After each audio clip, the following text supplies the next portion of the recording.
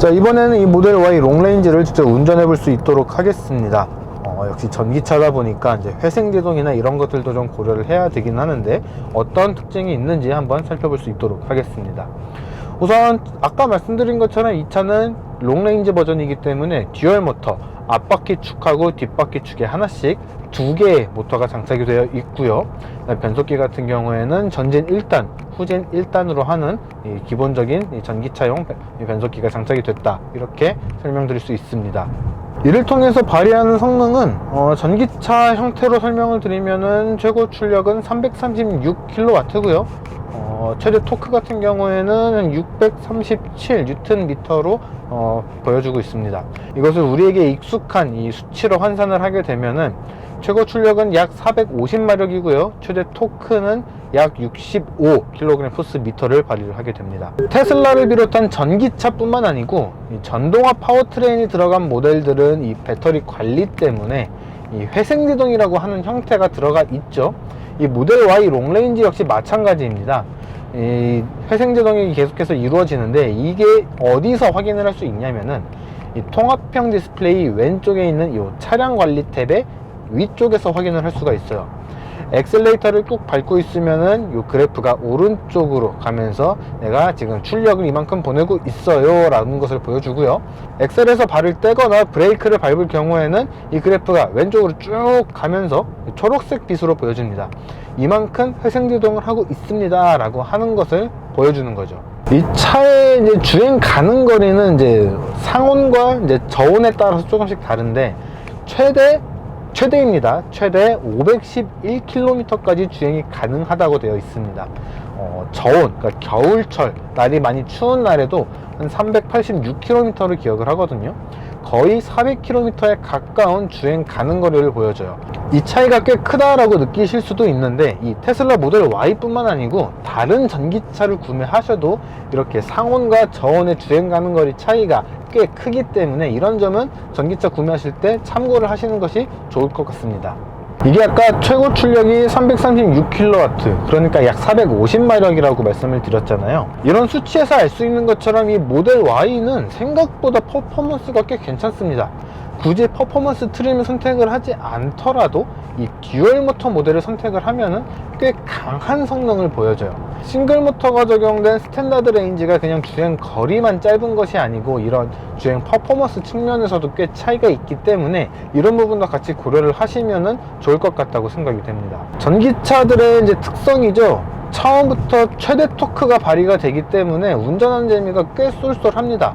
예를 들어서 지금도 이제 풀 가속을 한번 해보면은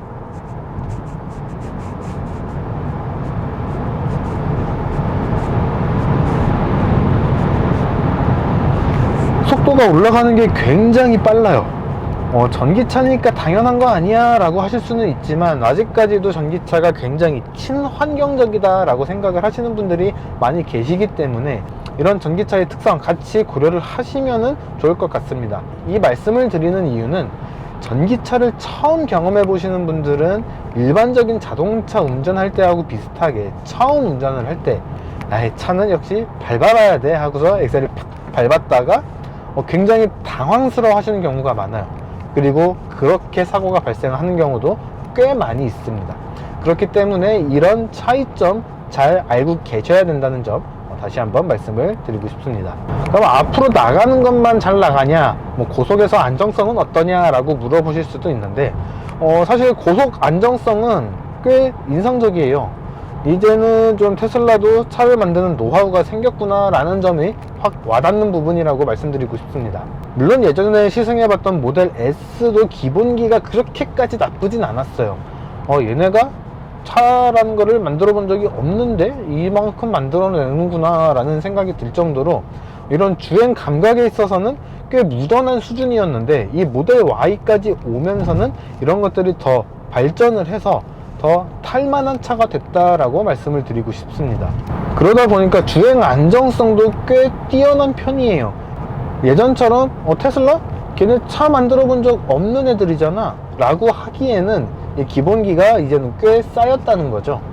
그래서 코너를 돌거나 차선을 변경을 하거나 이렇게 했을 때 차가 엄청나게 막 불안하거나 그러진 않습니다. 뭐 물론 어느 정도는 이렇게 좌우 흔들림이 남아 있기는 해요. 이런 것들은 이제 조금 더 담금질이 필요한 부분이기는 한데 이 전기차를 가지고서 레이스를 뛴다거나 뭐 엄청난 칼질을 한다거나 이런 것들이 아니라면은 충분히 편안하게 탈 수 있는 그런 구성 아닌가 생각이 듭니다. 그리고 마찬가지로 전기차의 특징이죠. 앞에 엔진이 없다 보니까 이 도로에서 올라오는 진동과 소음, 밖에서 들려오는 풍절음, 이런 것들이 그대로 체감이 돼요. 이 앞유리 같은 경우에는 이중접합 유리, 이 이중접합 유리가 적용이 되어 있음에도 불구하고 이렇게 많은 소리와 진동과 소음이 전달이 된다는 것은 아직까지는 조금 더 담금질을 해야 되는 부분이기도 하지만, 이 모델 Y라는 차 자체가 엄청나게 큰 대형차가 아니기 때문에 이러한 것들을 골고루 고려한다면은 이 모델 Y의 주행 감각은 그렇게 나쁘지 않다고 설명드릴 수 있습니다. 그리고 이제 테슬라를 주행을 하거나 이제 자료를 찾아보거나 할 때 항상 신기한 것들이 요 주변에 지나가는 차들이 고스란히 보인다는 거죠.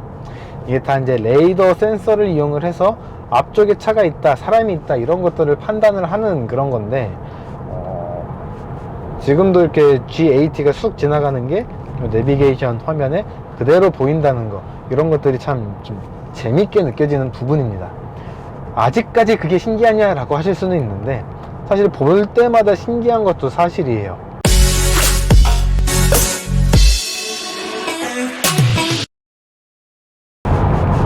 주행 모드를 한번 바꿔볼까요? 지금 주행 모드는 가장 기본 형태였던 가속 컴포트 스티어링 모드 표준이었는데, 가속 모드도 표준으로 바꿔보겠습니다. 오, 와, 이게 진짜 힘이 절대 약한 차가 아니에요. 표준은 다른 말로 하면은, 이제 다른 차들로 하면은 노멀이잖아요. 노멀인데도 불구하고 엑셀레이터를 밟았을 때 앞으로 치고 나가는 이 가속감이 상당합니다. 네, 다른 전기차들도 최대 토크를 처음부터 이렇게 뿜어주기 때문에 이 엑셀레이터를 끝까지 밟았을 때, 그러니까 급가속을 했을 때 이 머리가 뒤로 탕 튕기는 그런 느낌이 많이 오거든요. 그런데 지금처럼 이렇게 머리가 툭 하는 느낌까지 오는 모델이 그렇게 많지가 않아요. 그런데 지금 이 모델 Y는 진짜 헤드레스트에 머리가 퉁 하고 박힐 정도로 강한 이 가속감을 보여줍니다. 그러면은 만약에 여기서 스포츠 모드로, 스티어링 모드까지 스포츠로 바꿔주면은 스티어링 휠이 한결 무거워졌어요. 말 그대로 스포츠 주행을 하기에 적합한 느낌이라고 확 와닿습니다. 가속과 스티어링 모드를 모두 표준으로 놔도 상당히 재밌는 주행이 가능할 거라고 생각이 되고요. 만약에 퍼포먼스 모델을 구매해서 가속 모드에서도 이 스포츠 모드로 전환을 하게 되면은 정말 강력한 이 주행 감각을 맛볼 수 있지 않을까 생각이 됩니다. 반면 컴포트는 역시 가속 모드도 컴포트로 바꿔야겠죠. 바꿔주면은 확실히 부드러워요. 진짜 스티어링 휠에 돌리는 핸들링 감각도 부드럽고요, 차가 밀고 나가는 이 가속감도 굉장히 부드럽습니다. 이게 제가 일부러 머리를 뒤로 안 내보내는 게 아니고요, 실제로 머리가 이 뒤로 넘어가는 이 느낌 자체가 굉장히 달라요. 이 머리가 뒤로 가는 느낌마저 굉장히 부드럽게 가느냐, 아니면은 강하게 퉁 하고 받치느냐, 이런 차이가 들 정도로 느낌이 굉장히 다르다고 설명드리고 싶습니다.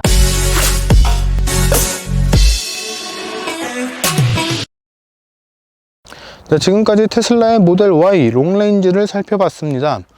테슬라뿐만 아니고 다양한 브랜드에서 다양한 전기차를 출시를 하고 있죠. 그러다 보니까 우리나라뿐만 아니라 다른 나라에서도 전기차 구매할 때 받을 수 있는 이 보조금의 규모가 계속해서 줄어들고 있는 게 사실입니다.